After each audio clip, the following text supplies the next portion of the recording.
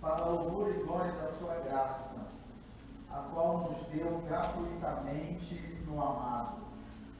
Nele temos a redenção do seu sangue, a remissão dos pecados, segundo as riquezas da sua graça, que ele derramou profundamente sobre nós em toda sabedoria e entendimento ou prudência, e desvendou-nos o mistério da sua vontade, segundo o bom propósito que propusera em Cristo, de fazer convergir em Cristo todas as coisas, na dispensação da plenitude dos tempos, tanto as que estão nos céus como as que estão na terra.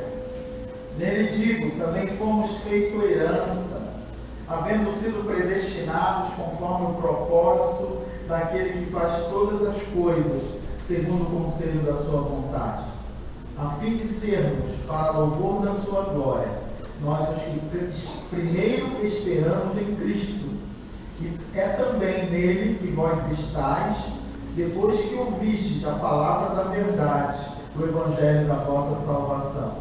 Tendo nele crido, fostes selados com o Espírito Santo da promessa, que é o penhor da nossa herança, para a redenção da propriedade de Deus em louvor da sua glória. Aleluia. Deixa a sua Bíblia aberta nesse texto, feche seus olhos. Nós cantamos uma música aqui, falando da obra de Cristo, da salvação, na cruz e como ele morreu e ressuscitou. Eu quero que com seus olhos fechados você visualize como se você estivesse andando em Jerusalém, no momento em que Cristo foi crucificado. Imagina você andando em Jerusalém e você está passando perto do cemitério, não dentro de Jerusalém, porque o cemitério é lá fora. E aí você está passando próximo ao cemitério. De repente, como nós cantamos, sepulcros se abrem. E pessoas saem das sepulturas vivas e começam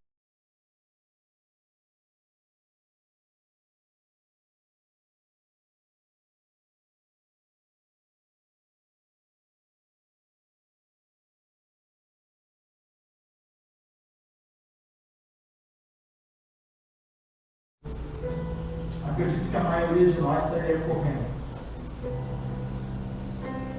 É uma cena gloriosa. Por que eu estou pensando para você imaginar essa cena? Porque esse poder que fez isso naquele momento é o poder de Deus que está aqui nessa manhã. É esse poder que impera na nossa vida. É esse poder que nos mantém aqui hoje, que nos sustenta, que nos fortalece, que nos faz enfrentar o mundo. É esse poder que habita em nós. Pai querido, pela palavra do teu poder, pela unção do Senhor que está nesse lugar, pela autoridade do nome de Jesus, que possamos experimentar esse poder, Pai. E que esse poder abra o nosso entendimento, abra a nossa mente, para a gente entender a gloriosa verdade do teu poder manifesto na tua palavra que acabamos de ler. E que saiamos daqui, Pai, para te adorar, para te bendizer, para te servir, como nunca o fizemos, a partir da iluminação que o teu Espírito Santo vai trazer ao nosso coração. Aleluia! Porque só Ele pode iluminar o nosso coração para entender a palavra revelada. e as verdades reveladas que o Senhor colocou nas páginas da nossa Bíblia. Por isso, fala conosco, Pai, nos ensina nessa manhã. O professor é o Senhor, é o Espírito Santo que é o professor. Eu vou apenas tentar aqui explanar aquilo que eu pesquisei e que o Teu Espírito Santo me use para crescimento da Tua igreja no conhecimento da Tua palavra. É a oração que nós fazemos a Ti, Pai, agradecido. Em nome de Jesus, amém e amém. Irmãos, dando continuidade ao estudo da semana passada, eu não sou professor, longe de mim de querer sê-lo, mas vou tentar, explicar um pouco daquilo que nós acabamos de ler. E eu espero que todo domingo de manhã a gente possa ver cada vez mais a igreja presente para aprender mais da palavra e crescer mais no conhecimento da palavra do Senhor. Irmãos amados, eu já falei na semana passada sobre o que representa esse parágrafo do verso 3 ao verso 14. Na semana passada eu falei da obra de Deus que foi feita no passado, na eternidade, onde Deus planejou como um grande arquiteto, sentado numa prancheta, elaborando o plano de toda a história do mundo, inclusive da salvação. Hoje eu quero falar sobre a obra de Cristo, que foi feita na história, a obra da redenção, e a obra do Espírito Santo, que foi selada na história, mas que retrata o futuro da humanidade e o futuro da igreja.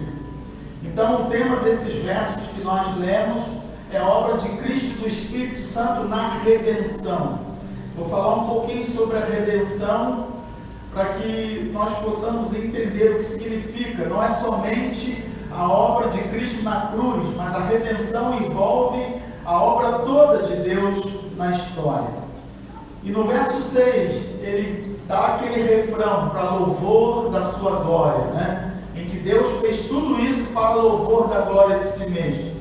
E no verso 6 ele termina bem dizendo o nome dele da seguinte maneira: para louvor da glória da sua graça, a qual nos deu gratuitamente no amado. Há dois destaques aqui que eu preciso fazer. Primeiro é graça e gratuitamente.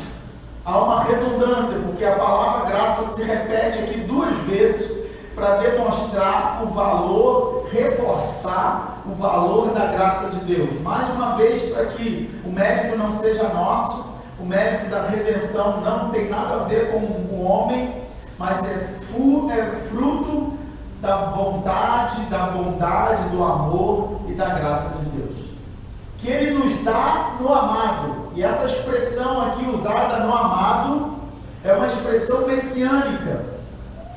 Por que Ele não falou em Cristo, mas falou no amado? Porque Paulo está querendo expressar que Cristo é o Messias prometido. Ele está reafirmando que Cristo é o Messias prometido. Uma alusão também ao capítulo 3 de Mateus, quando Jesus é batizado. E quando o céu se abre e a voz desce dizendo: este é o meu filho amado, em quem eu tenho prazer. A ele ouvi. Ali está se cumprindo a chegada do Messias. E Paulo está aqui reforçando que Cristo é o Messias, é o amado de Deus, e é nele que nós recebemos a salvação pela graça. Amém?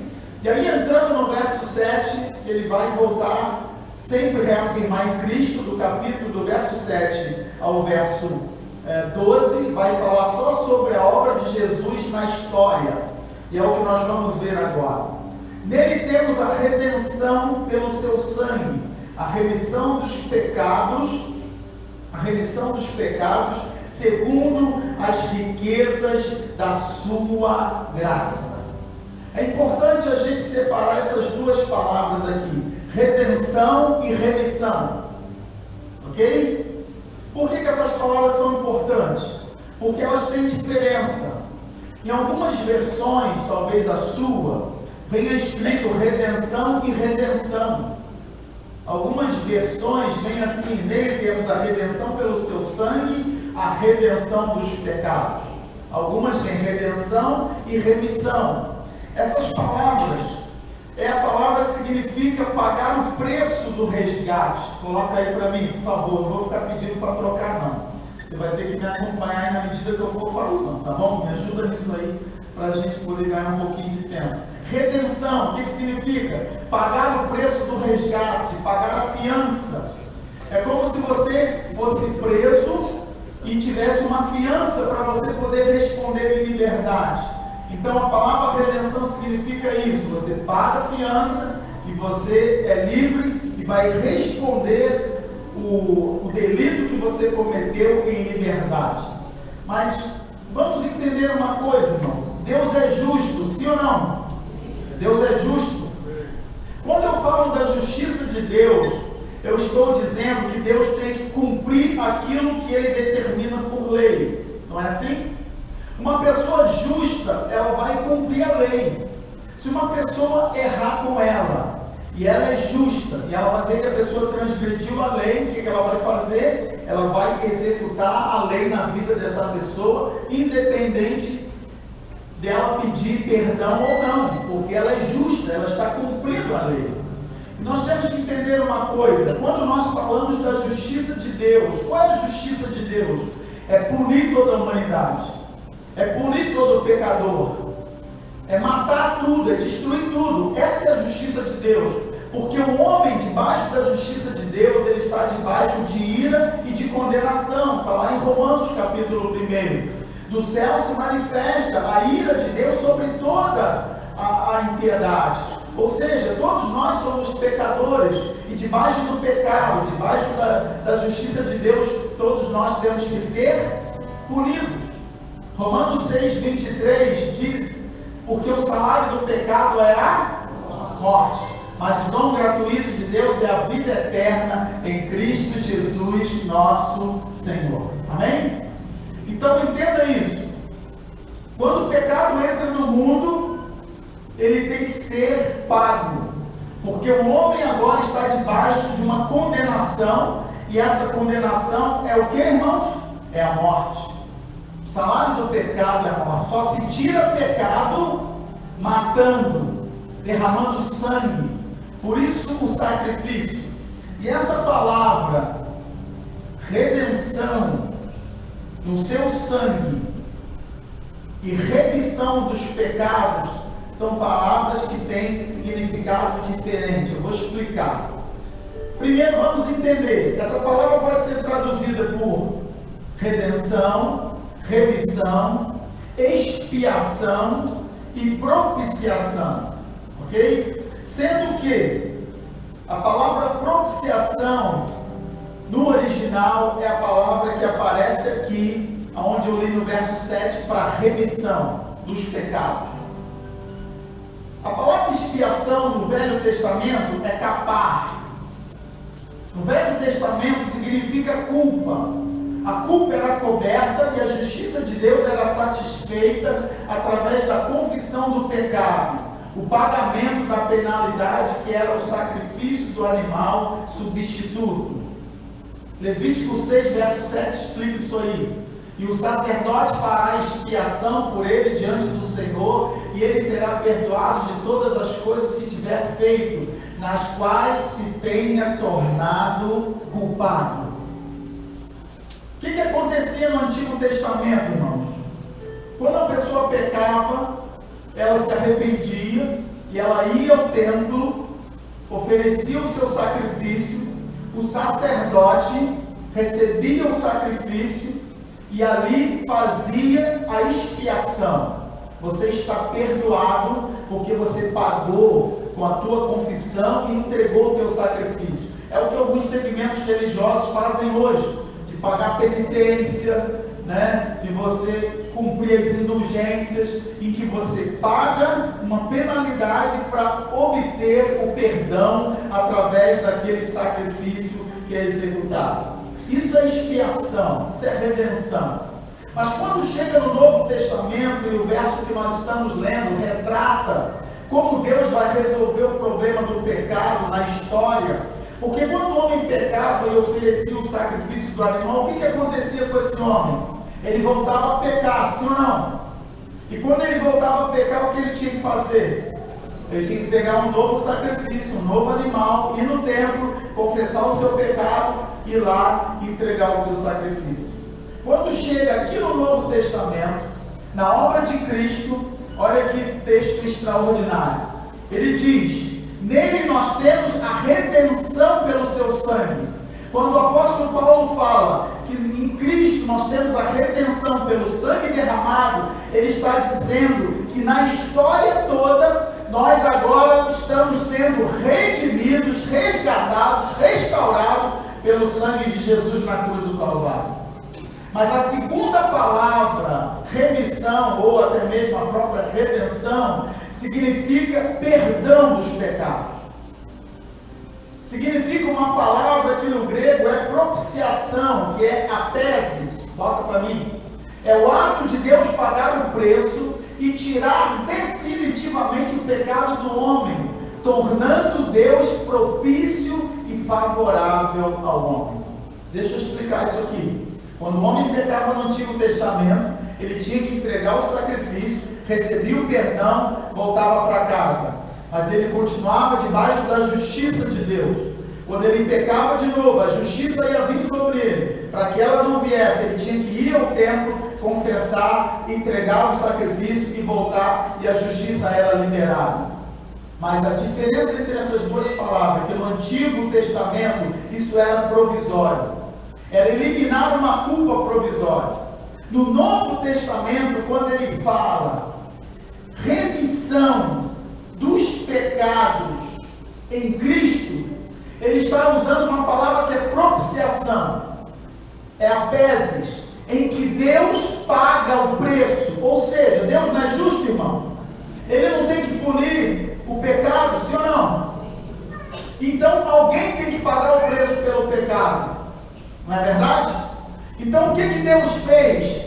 Ele pega o seu filho, que é justo, que é puro, que é o Cordeiro de Deus. Ele pega o seu filho, coloca na cruz e ele diz: agora o pecado está pago definitivamente, não precisa ser pago de novo. Com um único preço, Jesus paga o preço e agora nós estamos perdoados pelo nome de Jesus. Aleluia!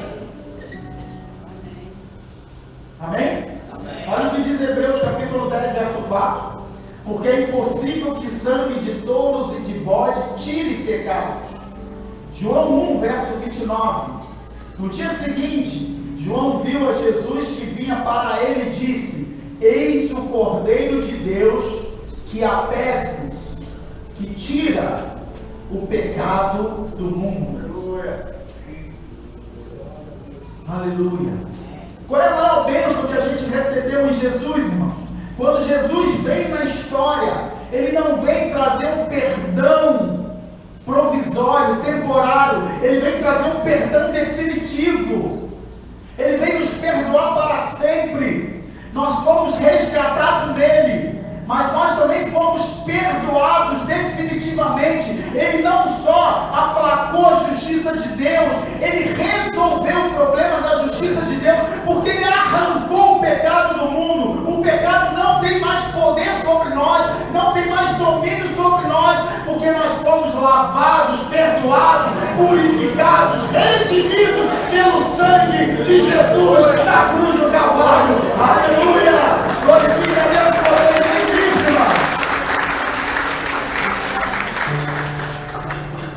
Aleluia. Leia comigo aí Hebreus 9, 25 e 26. Perdão, 9 e 12. Não pelo sangue de bodes e novilhos, mas por seu próprio sangue, entrou uma vez só por todas no santo lugar, havendo obtido uma eterna redenção. Está falando sobre Jesus, verso 26. De outra forma, necessário lhe fora padecer muitas vezes desde a fundação do mundo, mas agora, na consumação dos séculos, uma vez por todas, se manifestou para aniquilar o pecado pelo sacrifício de si mesmo. O autor aos Hebreus está dizendo que se Jesus, pagando o preço pelo pecado, não fosse suficiente, ele teria que morrer várias vezes. Ele teria que padecer constantemente. Mas ele entrou uma vez só, no Santo dos Santos, derramou o seu sangue, pagou o preço, para que a gente tenha a redenção eterna. Então, irmão, quando você não vem à ceia por causa de pecado, quando você deixa de estar na casa do Senhor, na presença de Deus, por causa dos seus pecados, você está anulando o sacrifício de Jesus na cruz do Calvário. Você está voltando ao Velho Testamento como um religioso. Eu preciso primeiro consertar algumas coisas na minha vida, para depois servir a Deus, porque eu não sou digno dele. Ei, Jesus já morreu por você na cruz. Não há nada que você faça ou deixe de fazer que você não obtenha o perdão. Se você se arrepender, é o que a Bíblia exige, apenas arrependimento dos seus pecados. Se você está arrependido e você pediu perdão a Deus, você já está perdoado. Aleluia. E o interessante aqui no verso 7 vai dizer que ele fez tudo isso pelas riquezas da sua graça. Mais uma vez, para enfatizar que não há mérito humano. Ninguém chega a Deus através de si mesmo. Não há nada que você faça que você encontre a Deus, querido. A salvação é mérito dele, é obra dele. Foi ele que pagou o preço do pecado, matando Jesus na cruz do Calvário. Quando ele mata, ele está dizendo: a minha justiça tem que aplacar a ira, tem que derramar a ira sobre o pecado. Então o que Deus faz? Toda a maldição foi derramada na cruz do Calvário, sim ou não? Sim. Isaías fala disso: maldito que for pendurado no madeiro. Então toda a ira de Deus veio sobre Jesus quando ele estava na cruz do Calvário. Toda a ira do mundo que deveria vir sobre mim, sobre você, foi derramada sobre Jesus quando ele é sacrificado. Mas o Cordeiro de Deus, o puro, o santo, o único que tinha poder de morrer por nós, se sacrificou para que toda a humanidade tenha o perdão dos seus pecados. Você entende isso, irmão? Amém? Então vamos falar um pouquinho das riquezas da sua graça, no verso 7. Foi por essas riquezas que nós recebemos tamanho perdão e tamanha redenção. Coloca o próximo para mim. João 12:32. Eu, quando for levantado na terra, todos atrairei a mim. Palavra do Senhor Jesus. O que Jesus está querendo dizer com isso, irmão? Ele está querendo dizer com isso, irmão, que há uma redenção na história. Presta bastante atenção. Eu não vou falar aqui do plano de salvação apenas. Eu vou falar aqui do plano de redenção na história. Nós precisamos abrir a nossa mente, o nosso entendimento.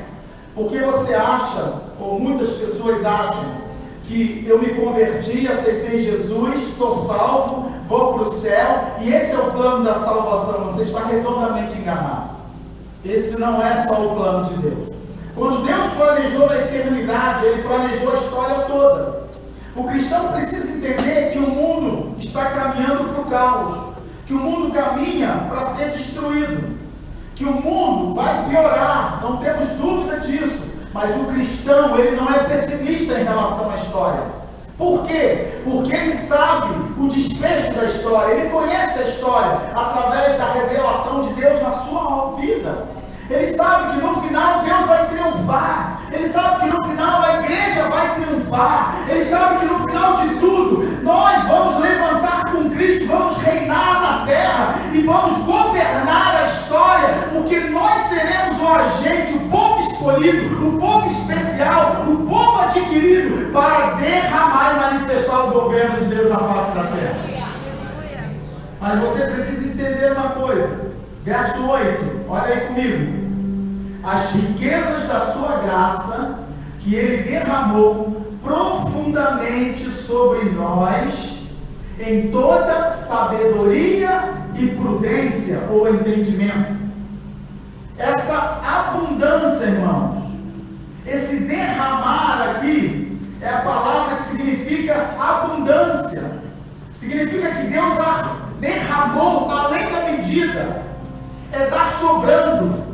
Deus deu riquezas para nós além da medida. E aqui vai o que eu falei antes. Além da medida significa que a bênção maior não é só a minha salvação.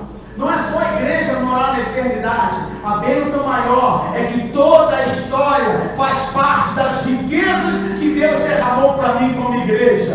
Que há uma posição para nós, um papel, uma missão para a gente se desempenhar na história, que é fundamental e foi arquitetado por Deus antes da fundação de todas as coisas existirem.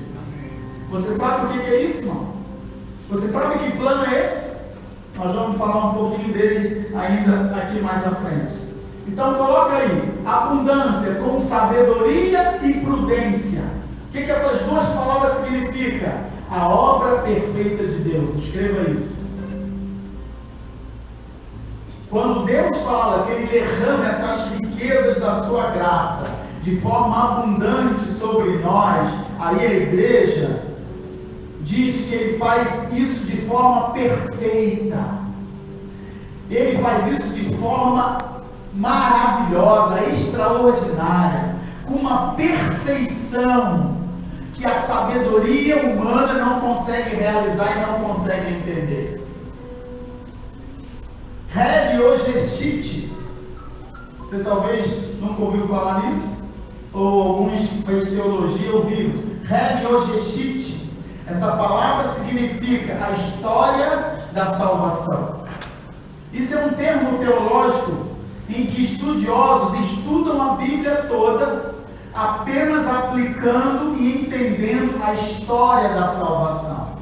É a história de Deus, não só de criar um mundo, não só de o pecado entrar, não só de mandar Jesus e salvar um povo e levar para o céu, mas é a história toda, faz parte da história da salvação. No verso 9, ele vai dizer assim: e ele desvendou o mistério da sua vontade, segundo o bom propósito que propusera em Cristo. Coloca aí para mim. O mistério da sua vontade, a restauração universal. Qual é o mistério de Deus? Ele tem pessoal gosta muito agora de mistério, né? Mas qual é o mistério que a Bíblia fala? O mistério da sua vontade não é só a obra de salvação. Não é só escolher um povo e salvar esse povo. É a história toda. Você sabia que Deus tem um plano para o ímpio? Você sabia que Deus tem um plano para ele até depois do julgamento final? Você sabia que Deus tem um plano para aqueles que vai infelizmente ir para o inferno? Pois é. Essa é a história. Esse é o mistério da sua vontade que foi revelado. Foi revelado em Cristo. Por que em Cristo? Porque em Cristo Ele completou um momento especial, que é o agente da concretização dessa história, que é a igreja. E em Cristo nós recebemos a revelação, a iluminação para entender a história de Deus no mundo. Não sei se você vai lembrar, mas antes de você ter Cristo, se você conheceu Ele depois, talvez você não tivesse entendimento nenhum sobre a vida, sobre o mundo, sobre a história. Mas hoje que você está em Cristo, você sabe exatamente o entendimento da história, para onde o mundo vai, como é que vai ser o final e como é que as coisas vão acontecer no futuro. Sim ou não? Então, o mistério da sua vontade é essa redenção universal. E há duas palavras aqui importantes, eu não sei se eu coloquei no slide, é revelação e iluminação. Revelação e iluminação. Essas duas palavras são diferentes. Revelação é Deus revelando aquilo que não existia. Revelação é Deus revelar o plano dele. É Deus chamar Abraão, escolher uma pessoa, construir um povo. Deus está se revelando a partir de um povo escolhido. No Antigo Testamento foi Israel, e aí em Cristo passa a ser a igreja, o instrumento da revelação de Deus na história. Mas a palavra iluminação significa o quê? significa ação do Espírito Santo, iluminando o meu entendimento, para que quando eu olho para a história, para quando eu leio a Bíblia, quando eu olho os acontecimentos, eu entendo qual é a revelação e a vontade de Deus na história. Amém? Então, quando eu leio a Bíblia, eu sou iluminado, eu não sou revelado. Porque a revelação já foi feita, a revelação está aqui, está registrada nesse livro. A Bíblia não é a revelação, a Bíblia é um livro. Ela traz a revelação. E você pode muito bem pegar a Bíblia e usar ela para contar um monte de heresia, um monte de falácia, de engano, interpretar a Bíblia de formas erradas.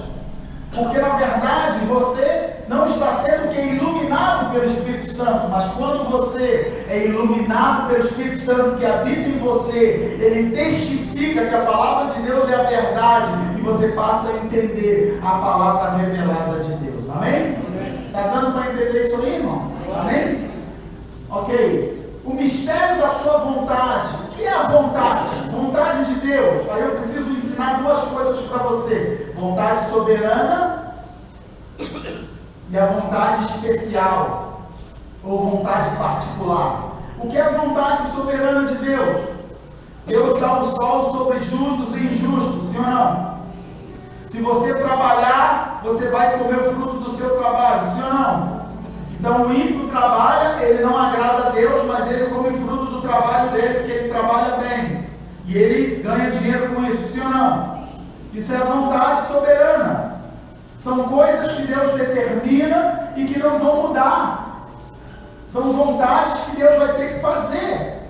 Quando Jesus orou pedindo a Deus que passasse dele o cálice, Jesus pôde atender, Deus pôde atender o filho ali naquele momento, irmão? Não. Por quê? Porque tinha uma vontade soberana. Uma vontade que não podia ser mudada. E o que é a vontade especial? É a vontade que Deus tem individualmente para cada um de nós. É aquilo que Deus determina no particular. O que Deus tem para mim, Ele não tem para o Arthur, não tem para a Rosa. Sim ou não? Sim. Porque essa é a vontade particular de Deus. Aqui nós estamos falando da vontade soberana de Deus. Do que Deus faz de acordo com o que lhe agrada. Olha só o verso 9. Desvendou-nos o mistério da sua vontade, segundo o bom propósito que propusera em Cristo. Coloca o próximo slide aí para mim. Não, deixa aí. Deus fez o que lhe agrada, conforme a sua boa vontade que propusera em Cristo. O que isso significa? Significa que a vontade de Deus soberana, até mesmo de mandar o homem para o inferno, ou permitir que ele vá para o inferno, punir o homem, significa que Deus está sendo mau, irmão? Não. Entenda isso. Deus não deseja destruir o mundo, Deus não deseja destruir a história, Deus não deseja fazer o mal para ninguém. Tudo que Deus faz é bom. Até quando Deus está punindo o pecado, quando Ele está punindo o mundo, quando Ele deixa uma punição, quando o homem não serve a Ele, Ele está sendo bom com aquela pessoa. Não sei se dá para você compreender isso. Sabe por quê? Porque se Ele não fizesse esse plano que Ele fez, a situação seria muito pior. O que o homem vai ter no inferno é uma diminuição da pena por causa do que Jesus fez na cruz e por causa da sua igreja que está cumprindo o propósito dela na terra. Você consegue imaginar isso? Pois é. No verso 9, diz que o mistério da sua vontade segundo o bom propósito. Diga, bom propósito. Bom propósito. Bom propósito é a benevolência de Deus. É a boa vontade de Deus.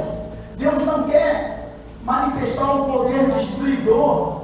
Quando Adão e Eva pecaram, ele podia ter destruído tudo, sim ou não? E começar de novo. Ele falou assim: eu não vou destruir, porque eu não quero destruir, eu quero abençoar. Então eu vou fazer o meu plano se cumprir, para que tudo aconteça de uma forma favorável, de uma forma boa. Mas de uma certa forma, você deve pensar assim: mas as coisas ruins que acontecem na minha vida, irmãos, as coisas ruins que acontecem na nossa vida, faz parte da bondade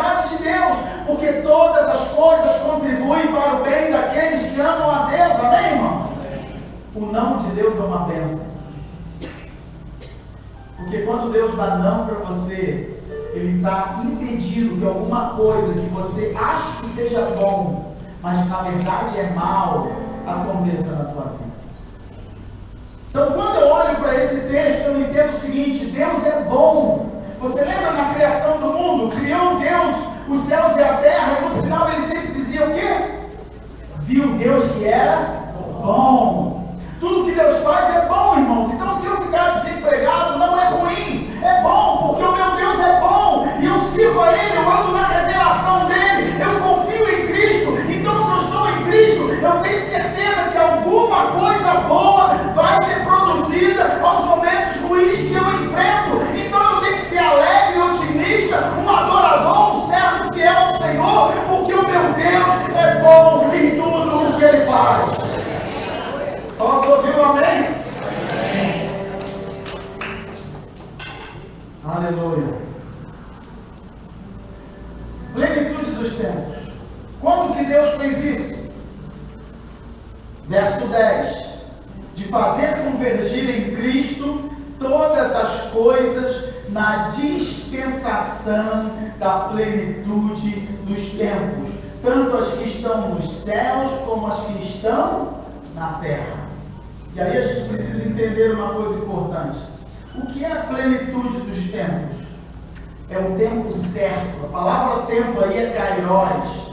É o tempo de Deus. É a hora que Deus determina, eu vou agir.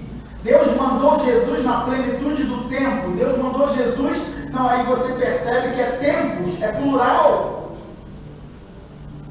A palavra aí não está no singular, não é um momento específico, mas é a história toda. Ele está retratando a restauração da história toda. Jesus não morreu na cruz só para salvar a mim e a você.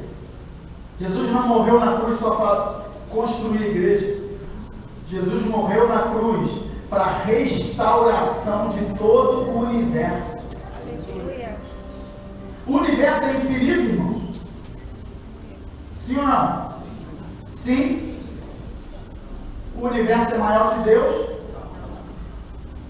Quem é infinito? Deus ou o universo? Deus é infinito? Então como é que o universo pode ser infinito? Se Deus é maior que o universo? Peguei você. O universo é infinito para a ciência. Mas o universo não é infinito, porque foi criado por Deus. Deus está acima do universo. Infinito só Deus.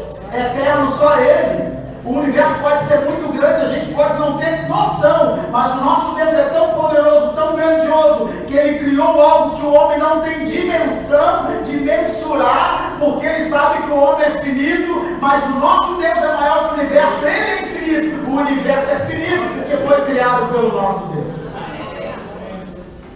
Então perceba a ação de Deus. Por que eu fiz esse teste aqui? Para você entender que a ação de Deus não está limitada naquilo que eu creio. A ação de Deus não está limitada só à igreja, só à salvação.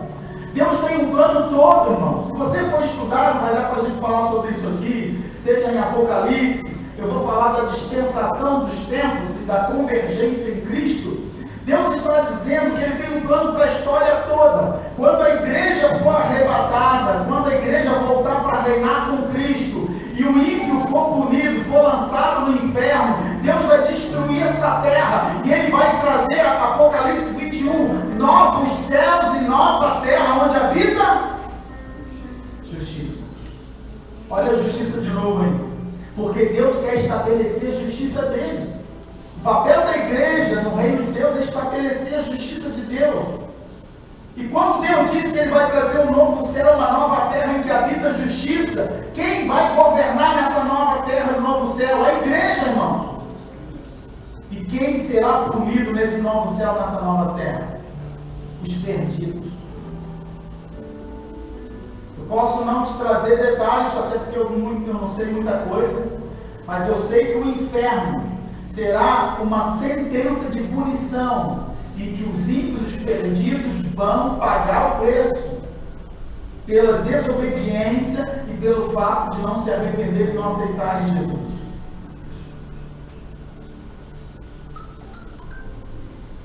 Convergir em Cristo. No verso 10, de fazer convergir em Cristo coisas. Convergir, anakepalaiomai, essa palavra, esse palavrão aí no grego, que significa sumariar. Essa palavra significa sumário, sumariar. O que ele está dizendo? Sumariar tudo se resume nesta palavra: amarás o Senhor teu Deus de todo o teu coração, de toda a tua alma, de todo o entendimento. Romanos 13, 9. Quando perguntaram a Jesus, Jesus falou: eu vou resumir toda a lei numa só. Não foi isso? Jesus não resumiu toda a lei numa só? Sim. Amarás teu Deus? Ele sumariou a lei. É isso o que o apóstolo Paulo está dizendo quando ele fala que ele vai convergir em Cristo todas as coisas. Então, convergir em Cristo todas as coisas, irmãos, é fazer com que tudo esteja sumariado em Cristo, resumido em Cristo. Cristo resume tudo. Se você entender a obra de Cristo, você entende toda a história. Se você entender a obra de Cristo, você entende toda a história da salvação e da redenção do mundo. Porque até o ímpio perdido faz parte da história da redenção. Para ele abençoar alguns serão punidos. Seja por escolha própria ou por planejamento de Deus. Mas uma coisa é certa: você só pode saber que um está sendo recompensado se você tiver um outro que está sendo punido, sim ou não? E o apóstolo Paulo vai dizer: não importa se alguns se percam, se outros se salvem, todos nós somos de Cristo e Cristo de Deus. Então, quando ele diz aí converger em Cristo, coloca o próximo para mim. Todo plano de salvação inclui em Cristo. Nada é feito fora dele. Nada é feito fora de Cristo. Passa para mim o próximo. Colossenses 1,16 vai dizer a mesma coisa. Porque nele foram criadas todas as coisas nos céus e na terra, as visíveis e as invisíveis, sejam tronos, sejam dominações, sejam principados, sejam potestades. Tudo foi criado por ele e para ele. Agora percebe uma coisa: ele está dizendo que tudo foi criado por ele e para ele. Visíveis e invisíveis. Ele está falando de céu, ele está falando de seres angelicais, ele está falando do mundo espiritual, e ele está falando da terra, das coisas criadas, ele está falando da igreja, ele está falando do ímpio, ele está falando de todas as coisas. Tudo existe em Cristo. Quando Cristo morre na cruz na história, Deus está sumariando tudo. É como se ele reduzisse tudo a Cristo. É como se tudo aquilo que estava fora do controle, tudo aquilo que estava desconexo, tudo aquilo que estava nas mãos do diabo fosse tomado, e agora Cristo é um só em todos, para louvor e glória do nosso Deus. Essa manhã. Aleluia!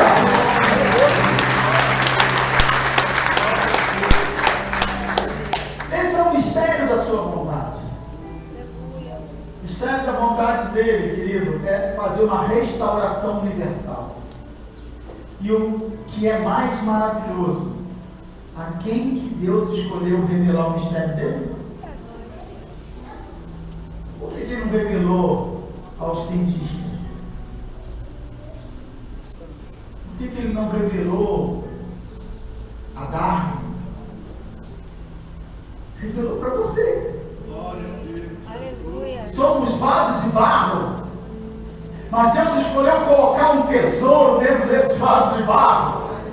O segredo da história está nas mãos da igreja. Cheguei a me arrepiar aqui agora. Isso é tremendo demais. A igreja precisa entender a autoridade que tem. A igreja precisa entender o papel dela no mundo. Às vezes a igreja está só preocupada com o quê? Com a salvação. Eu vou para o céu. Eu estou salvo e vou para o céu. Ei, a salvação é só o início. Pronto, falei. A salvação é o início, é a porta de entrada no reino. A igreja não vai ser salva para ficar esperando ir para o céu e ficar lá nas nuvens, no coral, no lindo coral, que a gente canta tanto, né? Eu vou cantar naquele lindo coral. Não vou entrar nessas questões de música, que vai complicar mais ainda. Coloca para mim o próximo. O que é dispensação? E aqui há uma palavra interessante, a palavra economia. Dispensação dos tempos. Deus revelou o mistério da sua vontade na dispensação dos tempos. De fazer convergir em Cristo, verso 10, todas as coisas, na dispensação da plenitude dos tempos. Marca isso na tua Bíblia. Dispensação é aicono, que vem a palavra economia. É um governo familiar, é uma administração política. É quando Deus administrou tudo para fazer tudo na história se convergir em Cristo. É quando Deus organiza tudo para que em Cristo, através da obra de Cristo, o mundo entre agora numa administração familiar, que é a administração da Trindade. Ei, o mundo não está no controle do diabo.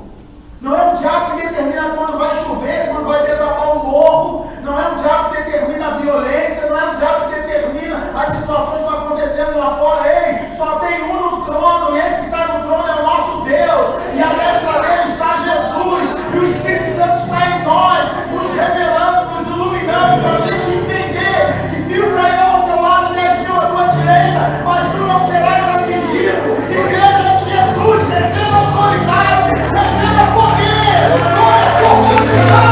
Nós somos a gente de Deus na terra, em nome de Jesus. Aleluia! Aleluia! A igreja tem que parar de ser um cão covarde e medroso. A igreja tem que tomar os territórios que pertencem ao nosso Deus. Aleluia! Falei sobre isso na quarta-feira, na palavra de intercessão. Coloca para mim aí, por favor. Você conhece as dispensações? São 7 dispensações. A dispensação da inocência, que vem quando Deus cria o homem e a mulher no jardim, vai até a queda do homem. Segundo, vem a dispensação da consciência, quando o homem toma consciência do bem e do mal, e vai da queda de Adão até Noé, no dilúvio, quando Deus destrói toda a humanidade, porque o homem tinha consciência do pecado, da maldade, e o mal só cresceu no mundo. Depois vem do terceiro, que é o governo humano. Depois de Noé, Deus começa uma nova história em que o homem vai começar a liderar, em que o homem começa a assumir. Deus começa a levantar homens para estarem à frente, aonde ele vai até a quarta dispensação, que é a da promessa, que é quando Deus levanta Abraão. A outra vai de Noé até Abraão. Quando Deus levanta Abraão e faz uma promessa a Abraão de levantar um povo, de levantar os patriarcas para formar um povo.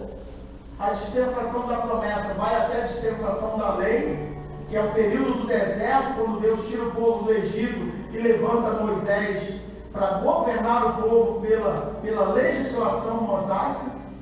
E esse período da lei, da dispensação, vai até Jesus, quando se inaugura a dispensação da graça. E a dispensação da graça vai até o arrebatamento da igreja. Quando terminar a dispensação da graça, que é a dispensação que nós estamos hoje, quando a igreja for arrebatada, vai vir uma outra dispensação, que é a dispensação do reino, quando a igreja vai reinar com Cristo na terra. Aleluia! Glória a Deus. Aleluia! Agora, o que significa essas 7 dispensações?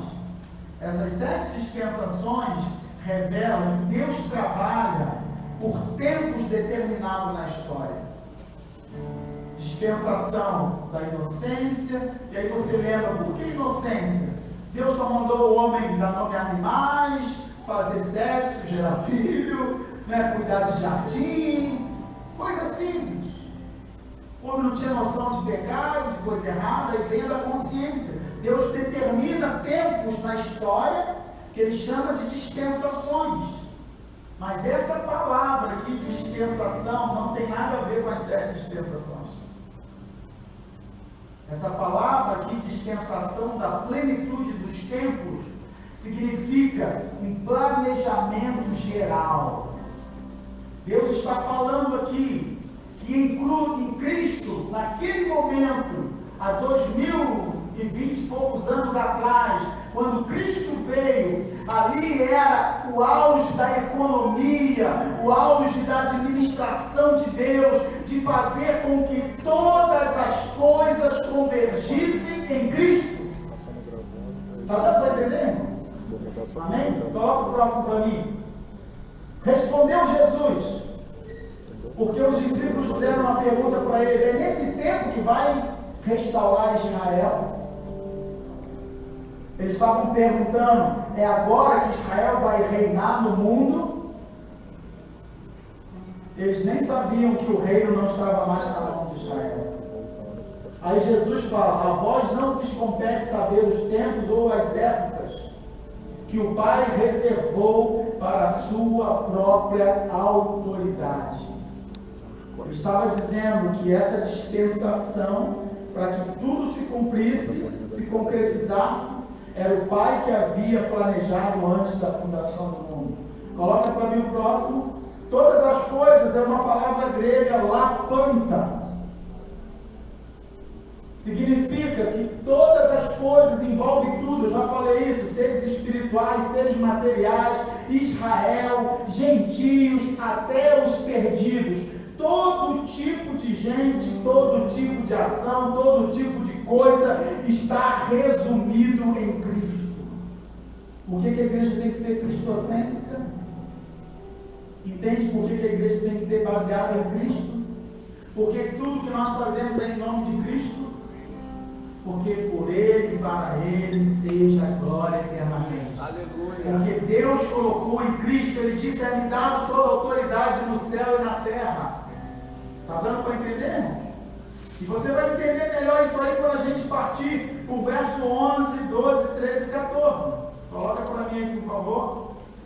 Vamos ler o verso 11 e 12. Nele digo, também fomos feitos herança, havendo sido predestinado conforme o propósito daquele que faz todas as coisas, segundo o conselho da sua vontade, a fim de sermos para o louvor da sua glória, nós os que primeiro esperamos em Cristo. A palavra herança aí, ela traz 3 significados. Herança pode ser: somos a herança de Cristo, e é o que o texto diz. O texto diz que por Cristo ter feito o que fez, pela obra dele, Ele deu a igreja como herança. Nós somos a riqueza de Cristo. Nós somos a herança que Cristo recebeu por ter cumprido o plano da salvação. Segundo, somos participantes da mesma herança. Significa que nós somos herança, mas nós também desfrutamos da herança. Porque o apóstolo Paulo fala que em Cristo nós recebemos também uma herança. Amém, irmão? E terceiro, fomos sorteados na eleição. Predestinação e eleição aqui de novo. O que isso significa? Significa que quando lá na eleição, e a palavra eleição diz isso, Deus fez um sorteio. Ele, o Filho e o Espírito Santo fizeram um sorteio. Se ele fez esse sorteio antes, eu não posso afirmar, porque Deus conhece tudo. Ele já sabia tudo. Ou ele fez esse sorteio porque ele já sabia quem ia crer e quem não ia crer. Está dando para entender, irmão? Mas a verdade é que ele sorteou. Vamos sortear alguns que serão parte da igreja, vão receber herança, mas vamos sortear aqueles que não vão receber herança nenhuma. E eles serão perdidos, serão amaldiçoados, serão condenados à perdição eterna, porque eles não têm direito à herança. Só quem tem direito à herança é a igreja do Senhor. Diga: graças a Deus. Eu faço parte da igreja. Então não fale mal da igreja, não fique fora da igreja, não despreze a igreja, cuide da igreja, porque a igreja é a herança de Cristo. Amém? Próximo, por favor. Propósito. Fomos feitos herança, havendo sido predestinados conforme o propósito palavra bullying, não é de bullying, né? Mas é bullying, significa desígnio. Predestinação opera na razão, propósito benigno e beneficente e não destruidor. Entenda isso. Quando Deus predestina, seja sabendo que pessoas vão se perder, Deus não está predestinando para a maldade, porque Ele quer punir. Deus não predestina porque Ele quer mandar pessoas para o inferno e outras para o céu. Deus predestina porque por causa do plano, do mistério que foi revelado, Ele precisa punir os negligentes, desobedientes, e Ele precisa também beneficiar os obedientes, os servos fiéis. Está dando para entender? Amém? Passa para mim. A obra da redenção. Eu vou correr um pouquinho aqui para poder não passar de meio-dia. A obra da redenção. Há uma redenção geral e há uma redenção específica. A redenção atua no passado, no presente e no futuro. No passado, no verso 7, diz que em Cristo Jesus nós fomos redimidos. Ou seja, quando eu fui salvo, eu fui redimido, eu passei a fazer parte da obra da redenção, quando eu aceitei e entreguei minha vida a Cristo. Isso envolve, é como se quando eu aceito Jesus, eu volto lá atrás na história, me coloco diante da cruz e os efeitos da cruz vêm sobre mim. Está dando para entender isso? A Bíblia diz que Jesus foi morto antes da fundação do mundo. Você já leu isso? Eu não lembro agora o endereço, deve estar lá em Romanos. Ele foi morto antes da fundação do mundo, ou seja, Jesus já havia sido sacrificado antes de tudo existir, na prancheta de Deus, quando Deus estava planejando a história. Então a redenção envolve a minha conversão que é passada, mas ela também opera hoje, na obra do que? Da santificação. Eu estou sendo redimido todos os dias, sim ou não? Sim. Por quê? Porque Deus está trabalhando no meu caráter, está mudando a minha vida, está me tornando mais parecido com Jesus. Isso é a obra da santificação. E eu serei redimido no futuro. Quando, irmãos? Quando o Espírito Santo completar a obra e nós entrarmos na vitória eterna e recebermos toda a nossa herança. Então a salvação é uma bênção para hoje, mas é uma bênção para o futuro. Você não pode julgar a salvação por hoje. Você fala assim, aquele irmão era salvo, mas ele agora faz toda a igreja, ele vai perder a salvação. Ei, salvação não se perde. Mas você precisa entender a história toda. Você só vai conhecer os salvos no final da caminhada. Você pode estar do lado de pessoas perdidas. Aqui não, porque está todo mundo salvo. Amém? Amém. Amém. Glória a Deus. Está bem fraco, mas foi. Mas a verdade é que a salvação você vai saber no final. Então eu preciso zelar pela mim. Eu preciso me santificar todo dia. Por quê? Porque os eleitos, eu falei semana passada, os eleitos serão eleitos para santidade. Então quem é eleito é santo. Você quer conhecer um eleito? Você tem que ver que ele tem vida de santidade. Não só porque ele está na igreja, porque ele canta no coral, porque ele toca no louvor, porque ele é líder de ministério. Não é isso. É santificação. Os eleitos são santos. Então, se você é um eleito, você vai se santificar todos os dias, sim ou não? Porque as pessoas dizem que a predestinação, eu vou ser predestinado, ou quem tiver que ser salvo vai ser salvo, eu não vou pregar evangelho, eu vou viver de qualquer maneira, porque tudo já aconteceu. Ei, se você foi predestinado, você vai cada dia mais viver em santidade, pregar mais o evangelho e fazer a obra de Deus, porque você entendeu qual é a obra da restauração da humanidade. Amém? Então passa para mim, próximo. Vamos lembrar aqui no verso 13 e 14 para terminar. A obra de Cristo nos garantiu o direito à herança, fomos predestinados conforme o propósito daquele que faz todas as coisas, segundo o conselho aí é a Trindade, né? Conselho reunido da sua boa vontade, ou seja, sempre querendo o bem da sua criação. No verso 12, para que ele faz isso? Para louvor da sua glória, nós, os que primeiro esperamos em Cristo. Diga, sou privilegiado. Eu sou privilegiado.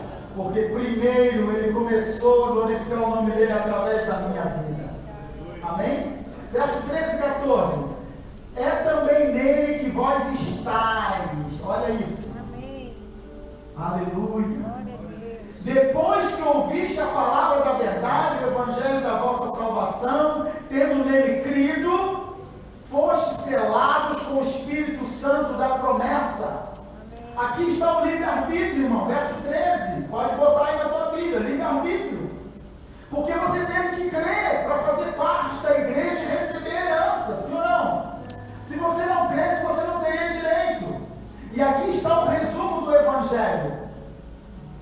Você viu aí?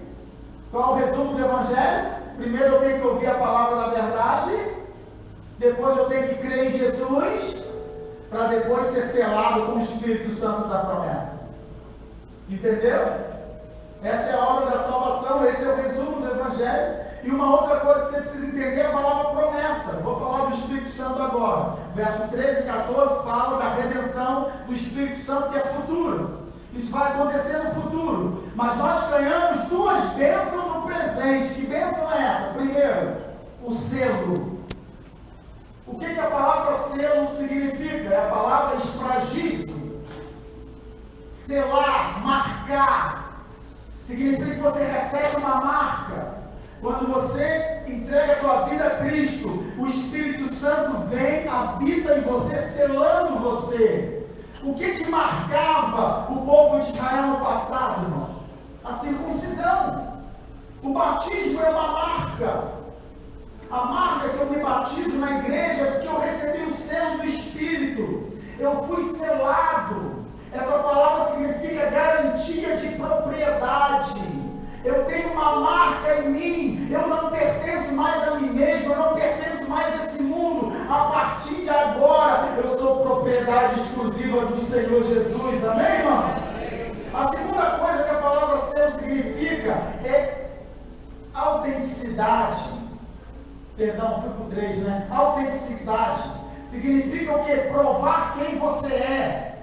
Significa que você é uma obra autêntica, você é um salvo autêntico, você não é um crente de 1,99, não é uma obra fajuta dessa terra, você é autêntico, você recebeu o selo do Espírito, e você é um cristão de verdade, é um santo separado para louvor da glória de Deus. Esses têm o selo do Espírito, e se você tem o selo do Espírito, você sabe que você é um crente genuíno na presença do Senhor.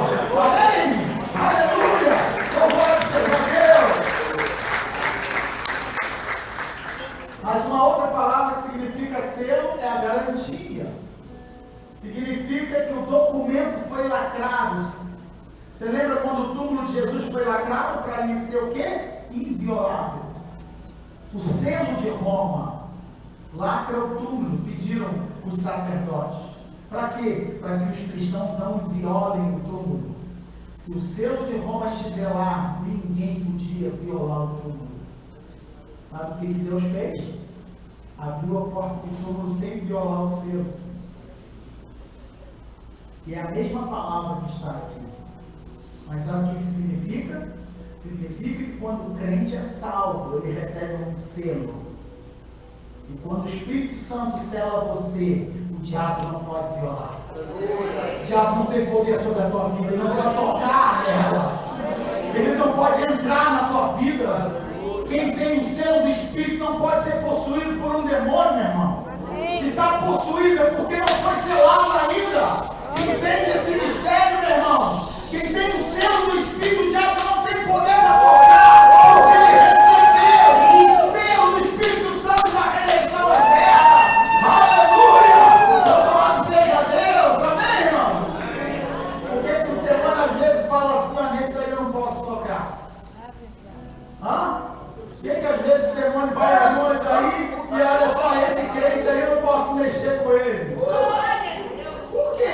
Esse aí é lá de cima. Ele viu o selo. Tem o selo ali, ó. Está selado, meu irmão. Fala. Tem muito crente que precisa ser selado, né? Amém. Aleluia. Nós fomos selados. Quando? Quando nós cremos em Cristo. Depois de ouvir a palavra da verdade. Verso 13. Pelo Espírito Santo da promessa. Por que espírito da promessa? Porque ele já era prometido lá no Velho Testamento. Joel capítulo 2: derramarei sobre toda a carne o meu espírito. Ele já havia sido prometido, ele foi cumprido em Pentecoste. Mas uma coisa curiosa é que essa palavra promessa, irmão, é a palavra para evangelho. Ele é o espírito das boas novas.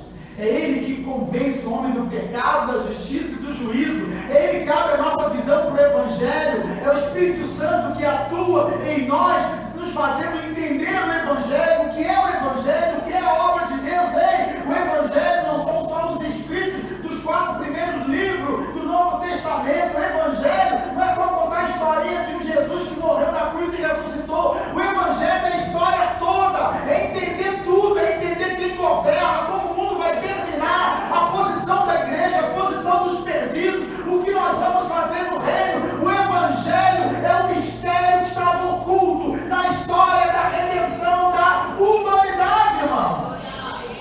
Aleluia. A segunda palavra que eu quero destacar aí no verso 14, que é o penhor da nossa herança. Para eu ter direito à minha herança, e aí eu abro um parênteses aqui para explicar para você, que todas as bênçãos que nós estamos recebendo hoje, ela é parcial. Nós não estamos desfrutando de tudo plenamente. Por quê, irmãos? Porque nós ainda não recebemos a herança completa. Nós só vamos receber a herança completa quando o plano da história terminar. Mas enquanto o plano da história não termina, nós estamos recebendo a herança parcial. Nós já estamos desfrutando dela. Nós já temos o Espírito Santo, nós já temos a salvação, nós já temos o governo, nós já temos a autoridade, nós já temos o poder de Deus na nossa vida, amém, irmãos? Então, o que significa essa palavra penhor? Coloca aí para mim. Penhor significa pagamento de um resgate. É a garantia que a dívida toda no final será paga. Penhor é um depósito. Sabe quando você aluga um imóvel, você dá um depósito lá para garantir, se tiver algum problema futuro, poder usar o depósito como garantia? Quando você penhora uma joia, um bem, para um empréstimo, se você não pagar aquela joia, liquida o empréstimo. O que significa? Significa que nós temos o Espírito Santo como garantia que Deus deu para nós, que no final a obra toda que Ele revelou para você vai se concretizar, irmão. Então isso mostra que, mas pastor, será que no futuro vai ter reino? Será que no futuro a igreja vai reinar? Vai, irmão! E a garantia é a presença do Espírito Santo no meio da igreja. Aleluia! Você tem o Espírito Santo, irmão? Então essa é a garantia. Ok? Resgate. É a garantia de que você vai ser o quê? Resgatado. Verso 14. Penhor da nossa herança para redenção. Olha a redenção futura aí. Da propriedade de Deus em louvor da sua glória. Resgate. A palavra colutroses, da sua propriedade, significa que nós somos propriedade de Deus e Ele vai nos resgatar, e a garantia do resgate é a presença do Espírito Santo, que é o penhor. É a outra redenção, é a redenção futura, a libertação. Por que libertação? É a mesma palavra que Deus usou para salvar o povo de Israel do Egito, para levar para a terra prometida. O que aconteceu no Antigo Testamento, de forma figurada, tirando o povo do Egito, levando para uma terra boa, que emana leite e mel, vai acontecer com a igreja. Deus nos tirou do Egito, está nos levando para o deserto e vai nos dar uma terra prometida, amém, irmão? E a terra prometida não é o céu. A terra prometida é o novo céu e a nova terra. Ele vai trazer a nova Jerusalém, que vai descer do céu ataviada para o seu povo viver nessa terra, desfrutando da justiça, sem pecado, sem choro, sem dor. Um mundo perfeito Deus vai criar para a glória do nome dEle. Aleluia! Louvado seja o nome do Senhor.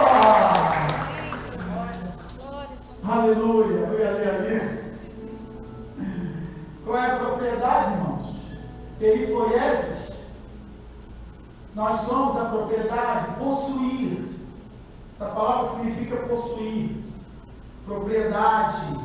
Deus vai nos redimir nessa libertação para nos possuir como herança. Seremos tudo o que Cristo é e possuiremos tudo que Ele possui. Lembra que eu falei que a palavra herança pode significar você participar da mesma herança que Cristo participa? Então significa que quando essa redenção eterna se concretizar, eu vou ser tudo que Cristo é. Hoje eu não luto ser igual a Cristo, né?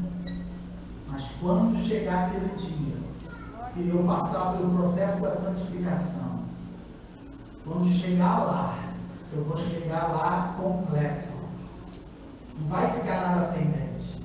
Eu vou ser tudo que Ele é. E eu vou possuir tudo que Ele possui. Cristo é o herdeiro e nós somos co-herdeiro com Cristo. Tudo que Deus deu para Ele, Ele deu para a igreja também, nós faremos parte dela. Isso é maravilhoso demais. Quando você começa a se aprofundar nesses textos aqui, você imagina quando você canta aquele louvor, Ele ressuscitou. Você tem que ver a cena toda, você tem que imaginar o que Deus tem para a igreja. E aí tem um monte de crente, estou salvo, vou para o céu, e só sabe isso. Só vive nisso. Isso não é nada comparado com o que Ele preparou para nós. Último.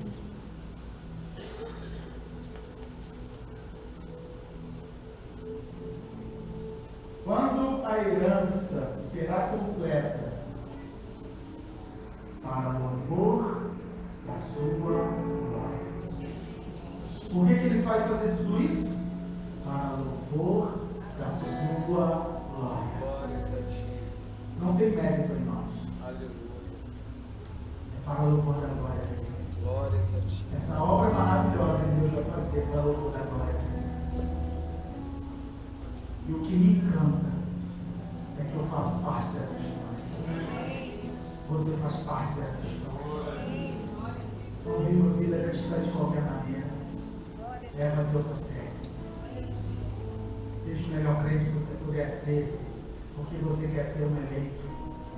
Seja santo, largue pecados, abandone o mundo, viva para Deus, seja fiel a Ele. Porque quando chegar na época do reino, vai ter hierarquia, vai ter posição. E olha, é uma opinião minha, tá, irmãos? Não grave nesse ponto. Os ímpios vão te servir no reino. Quem vai fazer o trabalho pesado lá? Eles. Quem vão ser os patrões? Nós. Isso é uma interpretação minha. Porque os ímpios vão fazer parte. Eles têm um papel dele para cumprir. Porque a gente sempre pergunta assim, quando Jesus ressuscitou, ele comeu, não comeu? E ele gostava de comer. Aí nós vamos para o céu. No céu não vai ter trabalho. Quem vai cozinhar, né? Não é isso? Minha esposa fala, eu não vou cozinhar no céu. Os ímpios vão cozinhar para nós. Eles vão catar o lixo. Eles vão trabalhar. O serviço pesado quem vai fazer eles. Porque eles foram condenados. E a igreja do Senhor vai governar eternamente. Deus abençoe. Essa é a nossa porção para hoje. Que você saia daqui muito edificado, muito abençoado por esse conhecimento da palavra do Senhor para todos nós. Amém.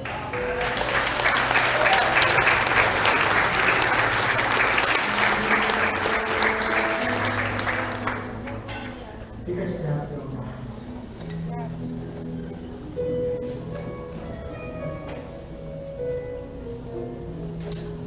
Olha aí no teu lugar.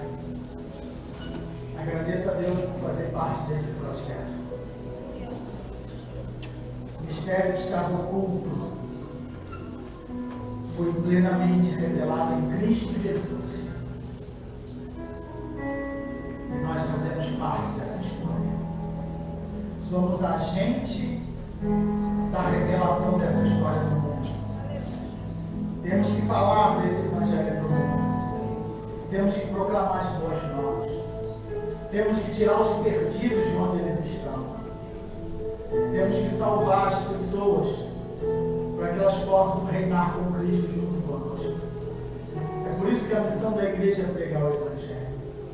Você sai daqui com uma nova perspectiva, com uma nova visão, mas também sendo um santo, vivendo na presença de Deus como você nunca viveu a partir de hoje. Pai bendito, eu te agradeço por esta manhã, te agradeço por esta palavra. Senhor, humildemente nós nos colocamos na tua presença, Pai, pelo privilégio que o Senhor nos dá, Pai, de fazermos parte do teu corpo, da tua igreja. Obrigado pela salvação em Cristo, Pai. Obrigado porque não foi mérito nosso, Senhor. Não foi nós que te escolhemos, foi o Senhor quem nos escolheu. Mas obrigado, Pai, porque nós cremos na obra do Senhor na cruz do Calvário. Obrigado porque nós ouvimos a palavra da verdade, Senhor, e cremos em Cristo como nosso único e suficiente Salvador. E recebemos o selo do teu Espírito Santo. Que esse Espírito que habita em nós, Pai, continue nos conduzindo, continue edificando a tua casa, a tua igreja, Pai. Para que a tua igreja, a nossa igreja, a IBMC, seja essa igreja triunfante, vitoriosa, Pai. Que venha cumprir a tua missão na história, Senhor. Queremos ser agente de transformação. Queremos salvar o perdido, Senhor. Queremos ser as tuas mãos, a tua voz, os teus ouvidos, os teus olhos nessa terra. Para que o teu povo seja reunido ao redor da cruz de Cristo. E para que todos um dia venham se dobrar diante da